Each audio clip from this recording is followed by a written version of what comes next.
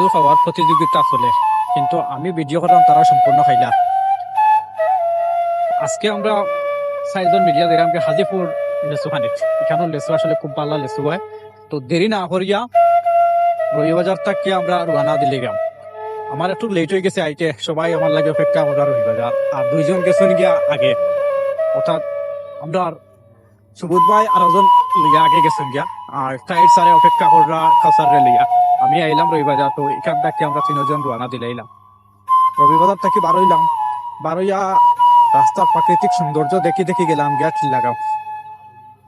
চিল্লাগাঁও গিয়া জামু হয়ে গেলাম, আর জামটা কিয়া ছুটিয়া আবার বারোই গেলাম। বারোইয়া যাইতে যাইতে গেলাম গিয়া হঠাৎ কোনাত বাগর থেকে মাঠে ফুটবল খেলা দেখিয়া ইচ্ছা করে গেল আর নামিয়ে দিতাম খেলাত, কারণ কোনো এক সময় তো ফুটবলার আসলাম, আসলে কিচ্ছু করার নাই। 1-2-3 মিনিট দেখলাম, দেখে এখান থেকে আবার রওনা দিলাম গিয়া গেলাম গিয়া আমরা হাজিপুর। হাজিপুর যাওয়ার আগে আমরা মনোনদীর প্রাকৃতিক সৌন্দর্য দেখিয়া জাফলঙ্গর মতো পাত্র ফালাইছে এটাও দেখে নিলাম। এটা দেখিয়া আমরা গেলাম গিয়া হাজিপুর। হাজিপুরে এখানে গিয়া আমরা লেচুর বাগান যে দেখছেন, লেচুর আর বিক্রয় করে তারা এই মাত্র ফারিয়া লিয়ে আইছে লেচু, তার লেচুগুলা দেখে আমরা ভালো হয়ে গেল।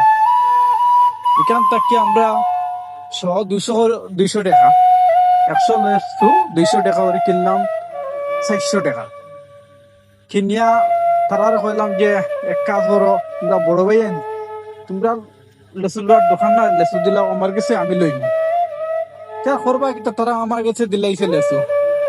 তো আমি কিন্তু বই গেছি মাঝখানো, ইনো যাওয়ার আগে একটা 2টা করে আমি কিন্তু দম খাইতে আছি। তো খাইয়া যাইরাও আমি, তারা আসলে টের পাম না, তাই স্যার কিলা বুঝি লাইজন, তাদের একটা দিয়া মুখ বন্ধ করে দিলাম।